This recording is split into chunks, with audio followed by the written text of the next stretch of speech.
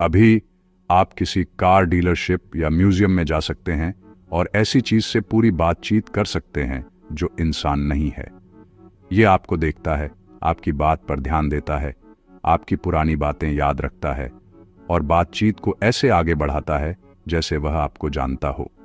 ज्यादातर लोग सोचते हैं कि रोबोट फिजिकल काम को रिप्लेस करते हैं, जैसे फैक्ट्री के काम।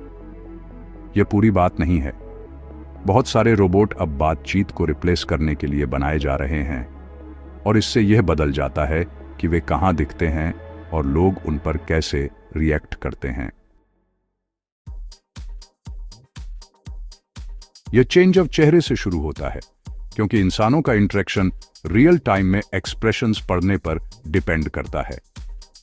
एक रोबोटिक चेहरा फ्लेक्सिबल मटेरियल से बना होता है, जिसकी सतह के नीचे छोटे छोटे एक्चुएटर्स होते हैं और कैमरे वहीं लगे होते हैं जहां आंखें होनी चाहिए। ये कंपोनेंट्स किसी इंसान के एक्सप्रेशन में छोटे छोटे चेंजाओं को डिटेक्ट करते हैं, फिर सिस्टम तुरंत रिस्पॉन्स देता है। रियलबोटिक्स और इंजीनियर्ड आर्ट्स जैसी कंपनियां ऐसे सिस्टम डेवलप करती हैं जो पलकें झपकाते हैं, आंखों की मूवमेंट को ट्रैक करते हैं और सटल एक्सप्रेशंस बनाते हैं। मकसद सिर्फ इंसान जैसा दिखना नहीं है, मकसद है इंटरेक्शन को रीडेबल बनाना, ताकि बातचीत के दौरान इंसान को लगे कि उसे समझा जा रहा है। बट इससे एक नई प्रॉब्लम खड़ी हो जाती है जब एक्सप्रेशन पॉसिबल हो जाता है। एक ह्यूमन स्माइल जो बहुत देर से रिटर्न होता है, वो आर्टिफिशियल लगता है, भले ही फेस सही दिखे। ईमो जैसे सिस्टम्स एक इंसान के फेस में माइक्रो मूवमेंट्स को एनालाइज करते हैं। सिस्टम एक्सप्रेशन पूरी तरह से आने से पहले ही रिस्पॉन्ड करना शुरू कर देता है। यह सिस्टम को रिएक्ट करने से प्रिडिक्ट करने की ओर शिफ्ट कर देता है। टाइमिंग इंसान और मशीन के बीच अलाइन हो जाती है। डिफरेंस मिलीसेकंड्स में होता है, लेकिन यह पूरी परसेप्शन को बदल देता है। सिस्टम अब डिलेड नहीं लगता, यह सिंक्रोनाइज्ड लगता है, जिससे इंटरेक्शन मैकेनिकल के बजाय नेचुरल लगती है। Please subscribe. एक और लिमिटेशन तब आती है जब इंटरेक्शन एक मोमेंट से आगे बढ़ जाती है। हर बार बातचीत जीरो से शुरू होती है अगर सिस्टम के पास कोई मेमोरी नहीं है। इससे कंटिन्यूटी टूट जाती है, क्योंकि लोग एक्सपेक्ट करते हैं कि बातचीत टाइम के साथ आगे बढ़ेगी। मेमोरी सिस्टम पिछली इंटरेक्शन को स्टोर करते हैं और लौटते हुए यूजर्स को पहचानते हैं। रियलबोटिक्स का Vinci system facial recognition, behavioural tracking और स्ट्रक्चर्ड डेटा स्टोरेज को कंबाइन करता है। सिस्टम आपका नाम याद रखता है और पिछली बातें भी याद रखता है। यह इंटरेक्शन को रीस्टार्ट किए बिना जारी रखता है। इससे आपको खुद को दोबारा समझाने की जरूरत नहीं पड़ती। मेमोरी के बिना एक सिस्टम एक टूल जैसा लगता है, मेमोरी वाला सिस्टम एक इंसान जैसा लगने लगता है। लेकिन अगर एक्सप्रेशन, टाइमिंग और मेमोरी सब काम करते हैं, तो भी इल्यूजन एक प्रेडिक्टेबल तरीके से टूट जाता है। इंसानों का मोशन कंटिन्यूअस और अडेप्टिव होता है। इसमें ये सभी छोटे balance, change of, posture shift और लगातार एडजस्टमेंट शामिल हैं। ट्रेडिशनल रोबोट जॉइंट्स पर मोटर्स पर डिपेंड करते हैं, जिससे ऐसा मूवमेंट होता है जो सेगमेंटेड और मैकेनिकल लगता है। क्लोन रोबोटिक्स जैसी कंपनियां एनाटॉमी पर बेस्ड सिस्टम बना रही हैं। वे आर्टिफिशियल मसल्स का इस्तेमाल करते हैं जो कॉन्ट्रैक्ट और रिलैक्स करती हैं। इससे स्मूथ मोशन होता है जो इंसानों के बिहेवियर से ज्यादा मेल खाता है, खासकर उन छोटे मूवमेंट्स के दौरान जिन्हें लोग बिना रियलाइज किए ही नोटिस कर लेते हैं। इससे एक मैकेनिकल कंस्ट्रेंट आ जाती है जिसे सॉल्व करना होगा। आर्टिफिशियल मसल्स को फ्लेक्सिबल और ड्यूरेबल रहते हुए भी फोर्स प्रोड्यूस करनी होगी, बार बार इस्तेमाल करने पर भी। स्ट्रॉन्गर सिस्टम्स जल्दी खराब हो जाते हैं। ज्यादा फ्लेक्सिबल सिस्टम्स ज्यादा चलते हैं लेकिन कम फोर्स प्रोड्यूस करते हैं।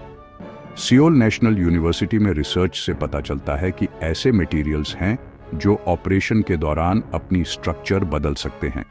ये मटेरियल्स रीशेप हो सकते हैं, डैमेज से रिकवर कर सकते हैं और स्ट्रेस के बाद भी काम करते रह सकते हैं। सिस्टम सिर्फ सही से मूव नहीं करता, यह बार बार इस्तेमाल के बाद भी सही से मूव करता रहता है, जो रियल वर्ल्ड डिप्लॉयमेंट के लिए जरूरी है।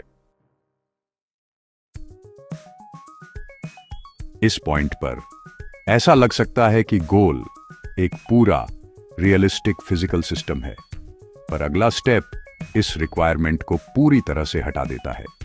किसी पर्सन का digital version, recorded speech, behaviour pattern और डिसीजन डेटा का यूज करके बनाया जा सकता है।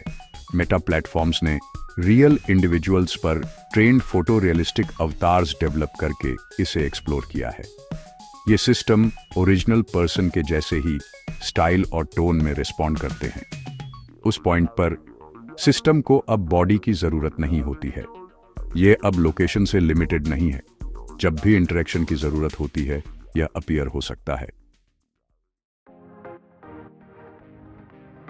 सिंपल शब्दों में, सिस्टम उन सिग्नल्स को कॉपी कर रहा है जो लोगों को किसी चीज को एक इंसान जैसा मानते हैं।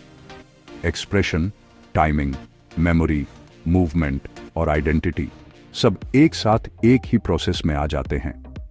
हर पार्ट एक अलग लिमिटेशन को सॉल्व करता है, लेकिन जब आप उन सबको एक साथ रखते हैं तो वे एक कंसिस्टेंट इफेक्ट देते हैं। इंटरेक्शन कंटीन्यूअस और रिस्पॉन्सिव लगता है। यूजर को अपने बिहेवियर को बिल्कुल भी एडजस्ट करने की जरूरत नहीं होती, बल्कि सिस्टम यूजर के हिसाब से एडजस्ट होता है। इससे ट्रस्ट कैसे बनता है? यह बदल जाता है। इससे पहले ट्रस्ट इस बात से आता था कि कोई सिस्टम कैसे काम करता है और क्या वह रिलायबली परफॉर्म करता है। अब ट्रस्ट इस बात से आता है कि रियल टाइम में इंटरेक्शन कैसा लगता है। एक सिस्टम जो आई कांटेक्ट बनाए रखता है, जल्दी रिस्पॉन्ड करता है और पिछली इंटरेक्शंस को याद रखता है, वही सिग्नल्स पैदा करता है जिनका उपयोग लोग दूसरे इंसानों में रिलायबिलिटी को जज करने के लिए करते हैं। तो ट्रस्ट करने का डिसीजन एक्सप्लेनेशन से एक्सपीरियंस की ओर चला जाता है, लेकिन इससे एक रिस्क भी पैदा होता है।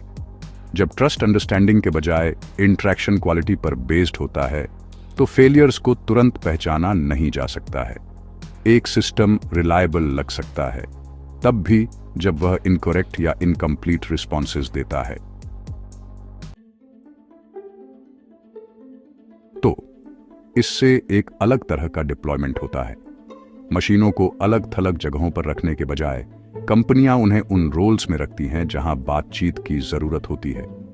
एक ह्यूमनॉइड असिस्टेंट ग्राहकों का स्वागत कर सकता है, सवालों के जवाब दे सकता है और फैसलों में गाइड कर सकता है। सिस्टम को हर कैटेगरी में इंसान से बेहतर होने की जरूरत नहीं है। इसे सिर्फ इंटरैक्शन क्वालिटी को मैच करना है और कंसिस्टेंट रहना है। अगर बात करने का तरीका थोड़ा स्मूदर या ज्यादा रिलायबल लगता है, तो यूजर्स टाइम के साथ इसे पसंद करने लग सकते हैं।